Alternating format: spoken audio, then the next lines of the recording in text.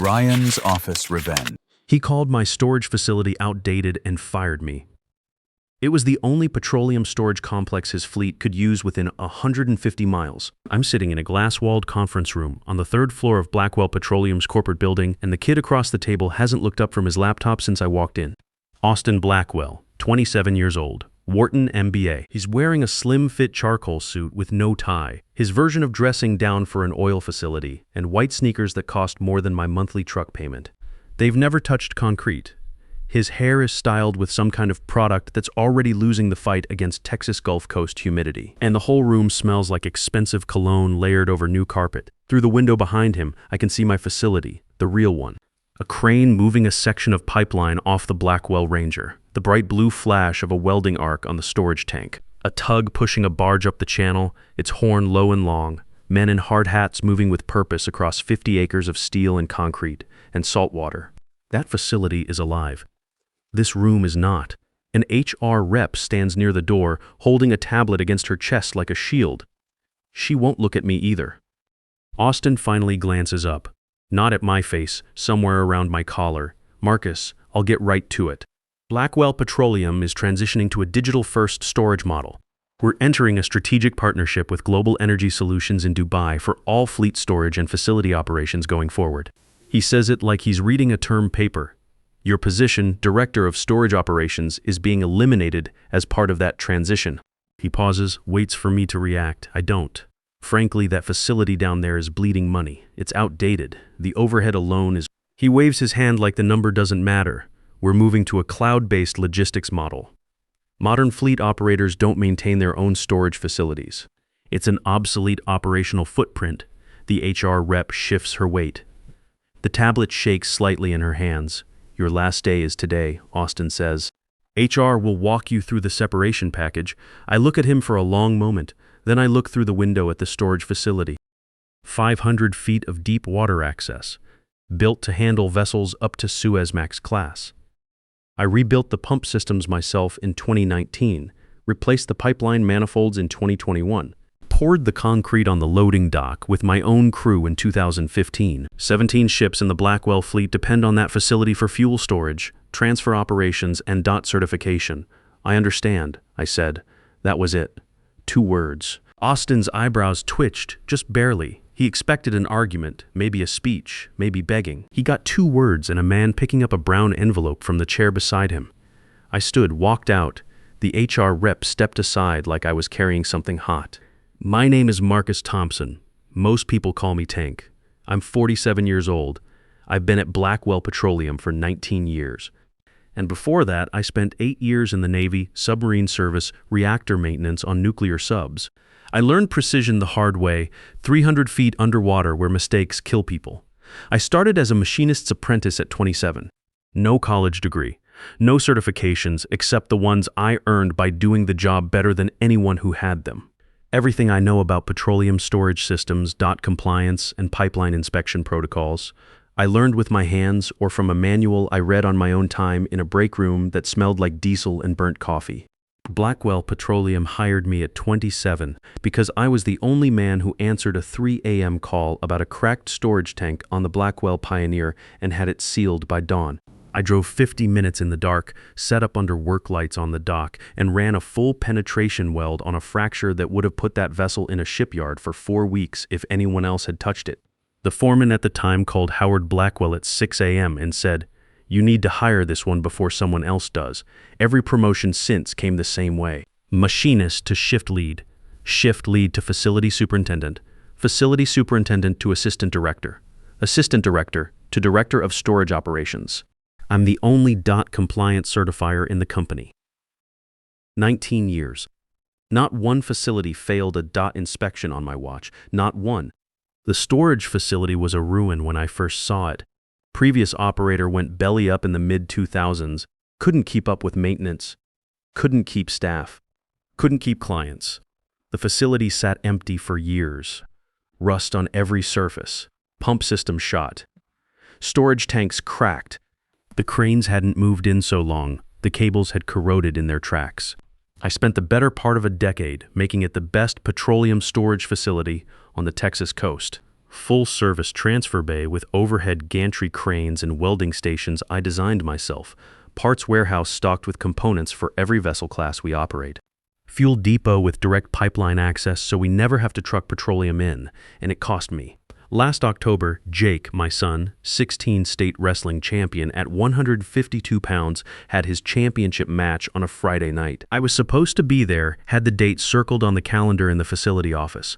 Then at 4 p.m., the Blackwell Endeavor limped in with a pump failure below deck. Emergency storage transfer. No choice. Linda recorded the match on her phone. My wife, RN at the VA hospital, married to a machinist who became something more and never stopped working like he was still trying to prove it. She held her phone up in the gym for 3 hours so I could see it later. Jake won by technical fall, pinned the kid from Houston in the third period. I watched that clip in the facility office at midnight, still wearing coveralls, petroleum residue on my boots, the smell of it sharp and chemical in my nose. I watched it 12 times. Linda texted, "He looked for you in the stands. I've missed more than I've been there, but the facility always needed me." That's what I told myself. Linda is the reason I'm not just a machinist with a good job. She's the reason I own the ground Austin Blackwell just fired me from. In 2012, a petroleum services company that had operated the storage facility before Blackwell leased it went through bankruptcy liquidation. The court put the whole parcel up for auction, 55 acres of waterfront, including the storage facility, transfer bay, warehouse, and fuel depot. I'd been watching. I knew what that land was worth. More important, I knew what it was worth to anyone who needed to operate on this stretch of coast. I called Bill Martinez. Bill is 56, practices petroleum and property law out of a 3-room office in Beaumont with air conditioning that barely works and stacks of case files on every flat surface. He's known me since he did the legal work on my first house, a 4-bedroom off Highway 69 that Linda and I bought the year Jake was born. Bill's the kind of lawyer who keeps a copy of everything in a fireproof filing cabinet and never raises his voice because he doesn't have to. Bill set up Lone Star Holdings LLC, registered in Texas. Managing member Marcus S. Thompson. I used my savings, $285,000, every dollar I'd put away since I was turning wrenches in the Navy, and Linda and I took a second mortgage on the house. She didn't ask why. She didn't ask if I was crazy. She looked at the auction listing, looked at me, and said, "How much?" That was it. How much? Total purchase price. $1.3 million for 55 acres of waterfront and a petroleum storage facility that cost $32 million to build.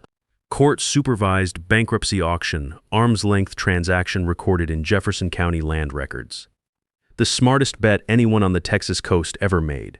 And nobody noticed because Marcus Thompson doesn't look like the kind of man who makes bets. Then Bill structured the ground lease. Lone Star Holdings LLC as lessor, Blackwell Petroleum as lessee. Fair market rate $115,000 a month. Blackwell's accounting department sent a check to my LLC every single month for 12 years. Never asked who was behind it. Why would they? It was a line item in the facility budget, just another vendor. But the lease had a clause, Section 7.2 of the ground lease agreement. Bill read it to me over the phone the night he drafted it, his voice flat and careful, the way it gets when he's writing something that matters. In the event the lessee terminates the employment of any individual who is a managing member or beneficial owner of the lessor entity, the lessor may terminate this lease upon 14 calendar days written notice, and all lease penalty provisions of Section 18.3 shall apply. I was quiet for a minute. Then I said, "Write it in." Bill said, "You'll probably never need it." "Write it in anyway." Blackwell Petroleum's then CFO signed that lease with full authority. It's been legally valid and enforceable for 12 years. Nobody in current management has ever read it. Why would they? The rent gets paid. The facility works. The man who runs it shows up every morning at 5:30 and leaves after dark. Nobody looks twice at the foundation when the building's still standing. The brown envelope I carried into that conference room, the one I picked up off the chair when Austin Blackwell told me my last day was today, was my copy of the lease agreement. I brought it because I already knew what was coming.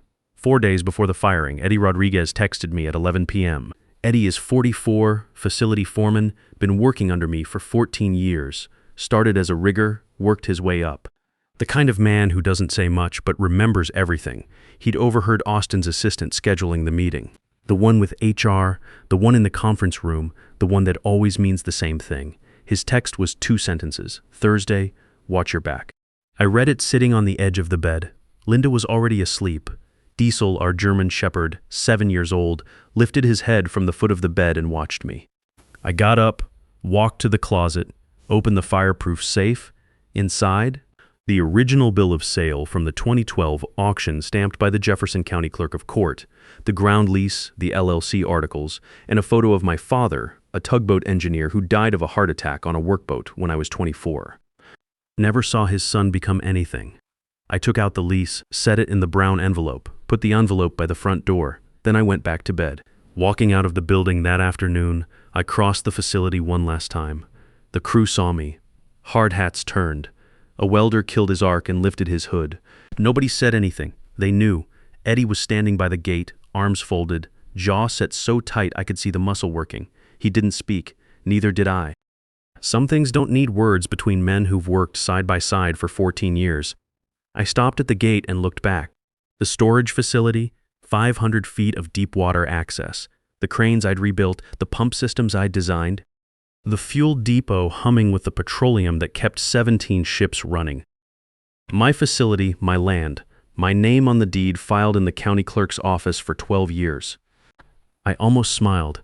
Then I got in my truck, a 2018 F250, white rust creeping along the wheel wells from 5 years of salt air, 156,000 miles on the odometer. Set the brown envelope on the passenger seat where the hard hat usually sits, and drove home. Austin Blackwell had just fired the man who owns the ground under his feet. He just didn't know it yet. The morning after, Austin Blackwell sent a company-wide email. I know because Eddie forwarded it to me without comment, just the screenshot, no words needed. Team, exciting changes ahead. Blackwell Petroleum is transitioning to a modern digital storage model through a strategic partnership with Global Energy Solutions in Dubai.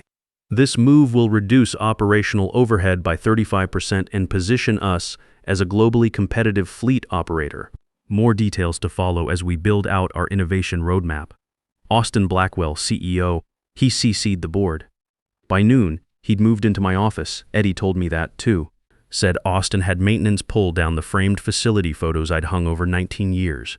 Crew portraits, vessel christenings, the photo of the Blackwell Pioneer after I welded her cracked tank in 2005, the one that got me promoted. The DOTE certification plaques, the crew rosters dating back to my first year as facility superintendent. 119 years of a man's working life taken off the walls and stacked in a cardboard box in the hallway. Austin replaced them with a whiteboard. Wrote digital transformation pipeline across the top in blue marker. Drew 3 columns, left them empty. That evening around 8, my phone rang. Eddie, you sitting down? I was at the kitchen table. Linda was cleaning up after dinner. Jake was in his room, music on low. Sarah, our 14-year-old, was at the counter doing algebra homework the way she does everything, precise and focused. Go ahead, I was in the corridor outside his office. Door was open, he was on the phone with one of the board members, laughing. Eddie paused. I could hear him breathing. He was angry in a way Eddie Rodriguez rarely gets angry, he said. The old man acted like I was taking his firstborn. It's a storage facility, not the Statue of Liberty. He's a machinist with a title. He'll be filing for unemployment by Christmas. I didn't say anything. Then he said, Tank, I'm telling you exactly what he said. No one's going to miss the rust and the grease. This is how you build a modern company. Silence on the line. Just the hum of the refrigerator and the distant sound of Jake's music. Thanks, Eddie. I hung up, set the phone face down on the table. Linda had stopped moving. She was standing at the counter with a dish towel in her hands, watching me the way she watches me when she already knows what happened and is waiting for me to catch up. He thinks I'm done, I said. Are you? I looked at the brown envelope sitting at the end of the table where I'd left it the night before.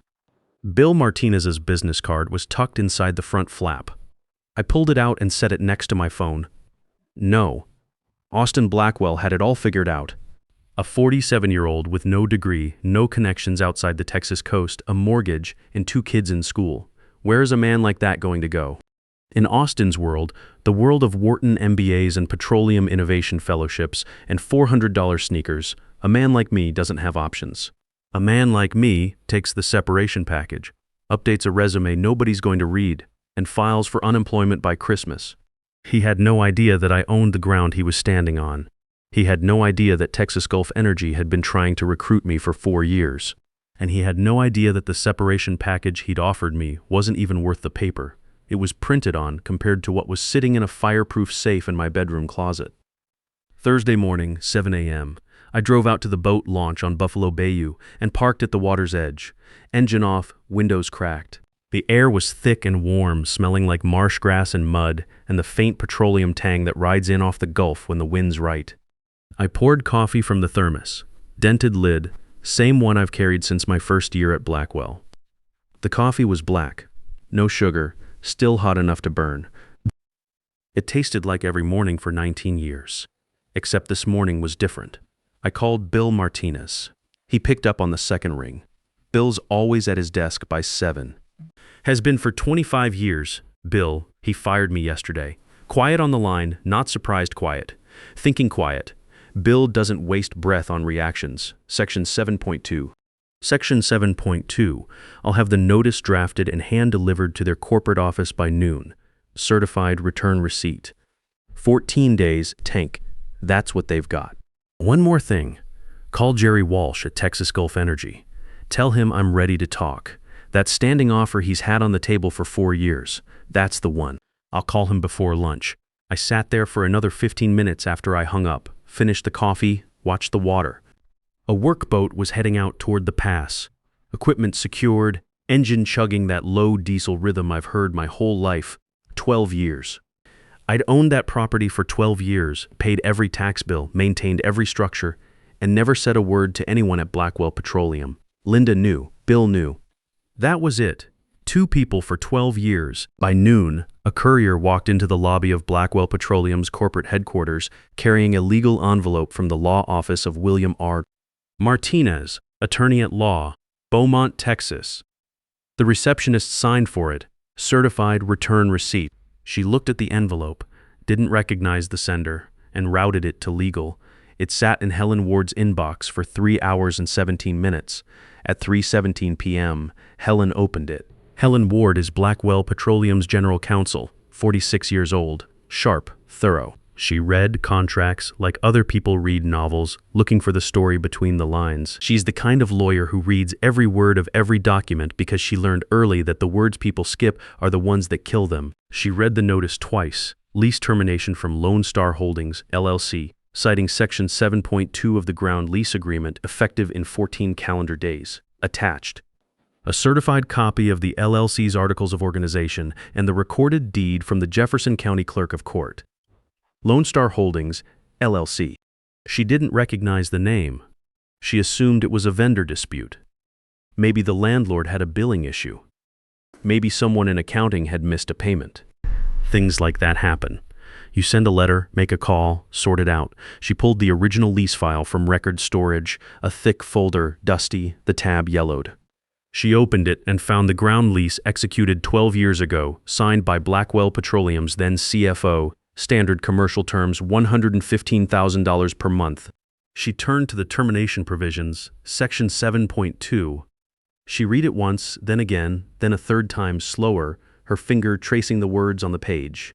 In the event, the lessee terminates the employment of any individual who is a managing member or beneficial owner of the lessor entity. The lessor may terminate this lease upon 14 calendar days written notice, and all lease penalty provisions of Section 18.3 shall apply.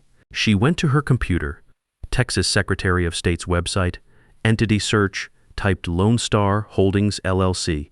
The filing came up in 4 seconds. Registered agent William R. Martinez, Beaumont, Texas. Managing member Marcus S. Thompson. Helen Ward did not move for 90 seconds. Her hand was still on the mouse, the screen glowed. The name sat there in plain black text on a white background. Marcus S. Thompson. She turned to Section 18.3, lease penalties, early termination damages, holdover provisions. She ran the numbers in her head once, then pulled up a calculator because she didn't trust her own arithmetic. The penalty provisions alone were north of $14 million. She picked up the phone and called Howard Blackwell's personal cell. Mr. Blackwell, we have a situation. The storage facility, the transfer bay, the warehouse, the fuel depot, we don't own any of it. We never did. It belongs to an LLC, and the LLC belongs to Marcus Thompson. I wasn't in the room, I didn't need to be. But I've known Helen Ward for 12 years, and I can tell you exactly how she sounded when she said it. Flat, controlled, the voice of a woman holding a live grenade and trying not to drop it. Howard's voice came through the speakerphone in the boardroom 50 minutes later. They'd called an emergency meeting. Austin was there, sitting at the head of the mahogany table in the suit he'd worn to fire me, the digital transformation pipeline whiteboard visible through the glass wall behind him. Helen stood at the far end with her laptop open and the lease file spread in front of her. "What did you say?" Howard's voice low, the voice of a man who built a company from a single workboat in 1983 and is hearing something he can't quite believe. Helen repeated it. All of it. The LLC, the deed, Section 7.2, the 14-day termination window. The penalty provisions under Section 18.3, Marcus Thompson owns the property. The lease has a termination clause triggered by his firing. We have 14 days to vacate. The penalty provisions alone are north of $14 million. Austin's face went white. Not red, white. The blood left it like water draining from a basin. He leaned forward, and for the first time since the meeting started, he looked genuinely worried instead of just annoyed. There has to be a way to challenge this. He's an employee. Employees don't own company infrastructure. Helen looked at him with the patience of someone explaining basic math to a child. He doesn't own company property, he owns his property. We're the tenant and we just lost the lease. Then we'll find another storage facility. The nearest deep water facility with DOT certification capacity is in Mobile. That's 180 miles. They have a 6-month waiting list. Our fleet inspection schedule alone requires weekly storage access. Without this facility, we can't certify a single vessel. The room went quiet. Not conference room quiet, graveyard quiet. Howard's voice came through the speaker, low and hard. "Austin, what have you done?" Austin opened his mouth. Nothing came out. "Leave the room." Austin stood, straightened his jacket. His white sneakers squeaked on the conference room floor. He walked out without a word, and Helen Ward opened her laptop and started calculating exactly how much it was going to cost to fire Marcus Thompson. 5 days before Howard's Cadillac pulled into my driveway, I signed the exclusive service agreement with Texas Gulf Energy. Jerry Walsh flew to Beaumont personally. Didn't send a lawyer. Didn't send a VP. Came himself. Charter flight into the regional airport.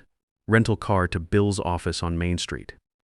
Jerry's been running Texas Gulf for 9 years. He's 58, built like a man who spent his 30s on drilling rigs, which he did. We've known each other since a DOT compliance seminar in Houston in 2018. He'd been calling me every year since. Same pitch, same patience. "Whenever you're ready, Marcus, the offer's standing." Bill had the paperwork laid out on the conference table when Jerry arrived.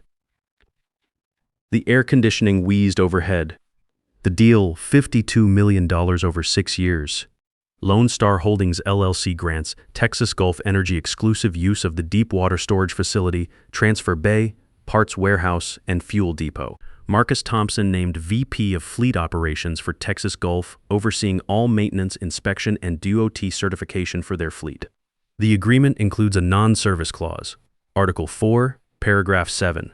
No Blackwell petroleum vessels may use the facility for the duration of the contract. Jerry read the clause and looked at me. "You sure about that?"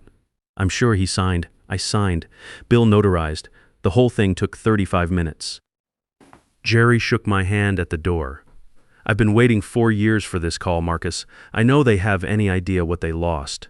They're finding out." The Texas Gulf Pioneer, a 420-foot petroleum transport due for her annual tank inspection and pump service, was the first ship to enter the storage facility under the new agreement. My crew guided her in at dawn on a Tuesday, 12 days after Austin Blackwell fired me. Eddie Rodriguez ran the operation from the dock wall, calling positions over the radio, his voice as steady as it's been for 14 years. The ballast pumps hummed. The moorings took her weight. Welding arcs lit up the hull before the sun was fully above the tree line. My facility was running again, just not for Blackwell. Howard Blackwell's black Cadillac pulled into my driveway at 8:30 a.m. on a Friday morning. I saw it from the kitchen window where I was drinking coffee and watching Jake mow the backyard.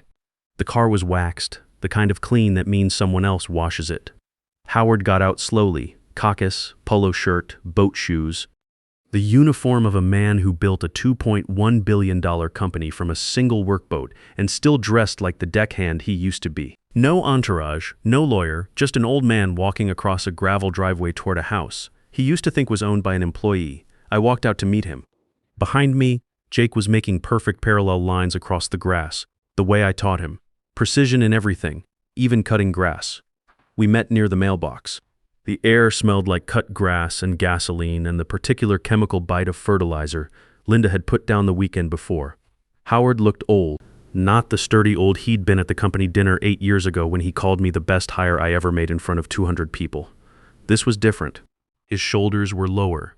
His hands hung loose at his sides. He didn't waste time. That's one thing I always respected about him. Marcus, I fired Austin this morning. He's out. Board voted unanimous at 7 a.m. He paused. His jaw worked once, like he was chewing on something that tasted wrong. I'm asking you man to man for a lease. Any terms, I'll pay whatever you want. I looked at him, the man who gave me my start, who shook my hand at every company dinner and meant it, who let his family cloud his judgment, because that's what family does. There was no anger in my face. I checked. There was no triumph either, just the settled feeling of a man standing on his own ground, in every sense of that word, who already made his decision 5 days ago in Bill Martinez's office. I would if I could, Mr. Blackwell, but the exclusive agreement with Texas Gulf says otherwise. Your grandson made sure I was free to sign it. Howard nodded slow, like a man absorbing a hit he knew was coming but hoped might miss. You were the best hire I ever made, Marcus. I know. He stood there another few seconds, looking past me at the house, Linda in the kitchen window, Jake on the mower.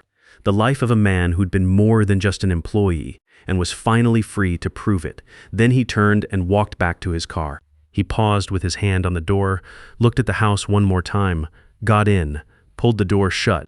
The Cadillac rolled out of the driveway and turned onto the county road. I watched until it disappeared past the tree line. Within 7 weeks of losing access to the storage facility, Blackwell Petroleum's fleet inspection schedule collapsed. Vessels couldn't be certified. DOT compliance lapsed on 6 ships simultaneously. Insurance carriers issued coverage gap notices. The nearest alternative storage facility was 180 miles away in Mobile, with a 6-month waiting list. Austin's Dubai plan died the day someone in operations calculated that shipping petroleum across the Atlantic for routine maintenance would cost more per storage cycle than the annual lease on my property. Clients defected.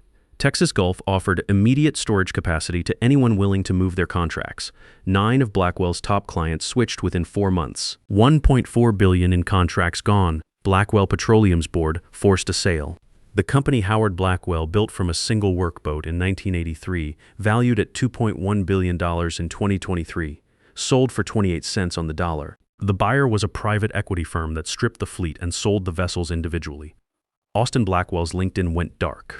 Last anyone heard, he was back in Dallas interviewing at consulting firms. His Wharton MBA still opens doors. None of them are oil facilities.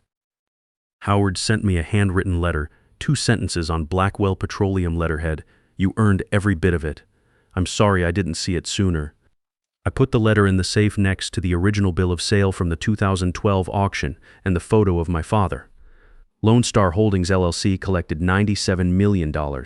Property income, lease penalties, the Texas Gulf Service Agreement. I paid off the house. The second mortgage Linda co-signed in 2012 heaved 12, cleared in full. I set up college funds for Jake and Sarah, put enough in them that they can go wherever they want and study whatever they want. Linda picked out a Tahoe. She said the old car still ran fine. I bought it anyway. She didn't argue. 12 years of patience earns a woman the right to a new truck without a debate. Friday evening, late October, Indian summer on the Texas coast. I'm sitting in the cab of my truck, parked at the top of the facility wall, windows down. The Texas Gulf Pioneer is in the bay below, freshly painted, her hull gleaming wet in the fading sun. My crew is wrapping up, tools clanking into boxes, the whine of a grinder shutting down, somebody laughing about something I can't hear from up here. Salt air, diesel. The faint chemical edge of fresh paint drying on steel. My phone buzzes on the seat. Jake, Dad, you coming to the match tonight?